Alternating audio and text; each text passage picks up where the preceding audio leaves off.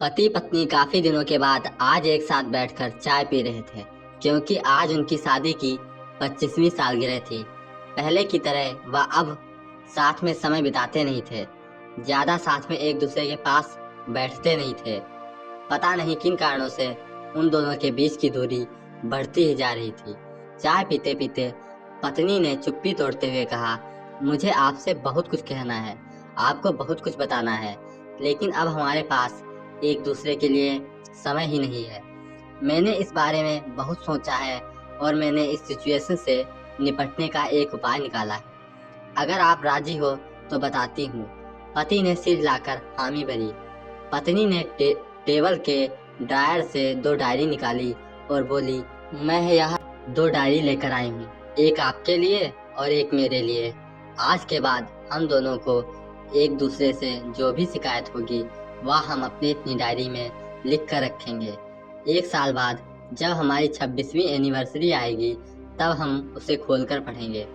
तब हमें एक दूसरों की उन चीज़ों या आदतों के बारे में पता चलेगा जो हमें नहीं पसंद है, और हम उन्हें सुधार पाएंगे या कोई उपाय कर पाएंगे। पति को भी पत्नी का आइडिया पसंद आया और उसी दिन से डायरी में लिखना शुरू हो गया। देखते ही देखते 1 वर्ष बीत गया और 26वीं एनिवर्सरी का दिन आ गया। पति पत्नी दोनों ही डाइनिंग टेबल पर बैठकर चाय पी रहे थे और पास में दोनों की अपनी अपनी डायरी रखी हुई थी, जो उन्होंने एक दूसरे के साथ बदल दी। चाय खत्म करके पहले पति ने पत्नी की डायरी पढ़नी शुरू की। उस डायरी में काफ़ी सारी शिकायतें थी, जैसे कि आज होटल में ले जाने के लिए वादा किया था लेकिन फिर भी नहीं लेकर गए। आज मेरे मायके से मेहमान आए थे, उनके साथ पति ने अच्छे से बात नहीं की। कितने महीनों बाद आज मेरे लिए साड़ी लाई, लेकिन पुराने डिजाइन की। आज मेरे सीरियल देखने के समय पति ने चैनल बंद कर न्यूज चला दी। आज गीला तौलिया सोफे पर छोड़ दिया। ऐसी कई सारी शिकायतें थी।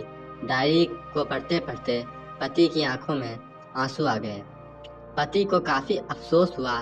वो अपनी पत्नी से बोला, मुझे इन गलतियों के बारे में एहसास ही नहीं था, लेकिन अब मैं तुमसे वादा करता हूँ कि ऐसी गलतियाँ मैं अब फिर से नहीं दोहराऊंगा।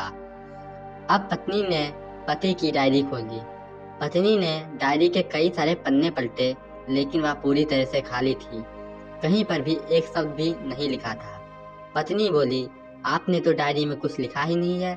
पति बोला, आखिरी पन्ना देखो, मैंने उसी पर लिखा है।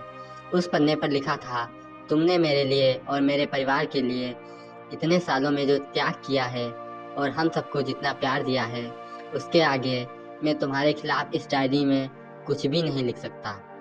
और इससे भी ज़रूरी, मुझे कभी तुम में कोई कमी देखने की इच्छा ही नहीं हुई। ऐसा नहीं है कि तुम में कोई कमी नहीं है, लेकिन तुम्हारे प्यार, समर्पण और त्याग के आगे तुम्हारी कोई भी कमी बहुत छोटी है। मेरी अनगिनत गलतियों को नज़रअंदाज करके तुमने इस कठिन जीवन में मेरे साए की तरह साथ दिया है और हमेशा मेरे साथ खड़ी रही।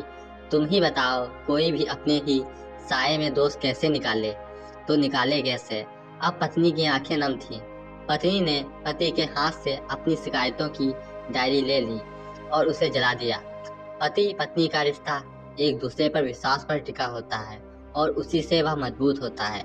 उम्र के एक दौर में पति पत्नी को एक बात अच्छे से समझ लेनी चाहिए कि एक दूसरे में गलतियां और कमियां निकालने के बजाय अगर यह याद रखा जाए कि उसके साथी ने उसके लिए कितना त्याग किया है, तो इससे उनका रिश्ता और भी ज़्यादा मजबूत ही होगा। दोस्तों, छोटी सी इस कहानी को सुनाने के पीछे मेरा प्रयास है कि इन दिनों पति पत्नी में बढ़ते जा रही दूरियां कम हो सकें, और खासकर गलतफहमियों की वजह से या सिर्फ बात ना करने की वजह से बढ़ती जा रही दूरियों को आराम से शांति से बैठकर बात करके कम किया जा सकता है या ख़त्म भी किया जा सकता है। अगर आपको कहानी अच्छी लगी हो तो चैनल को सब्सक्राइब करें, वीडियो को लाइक करें।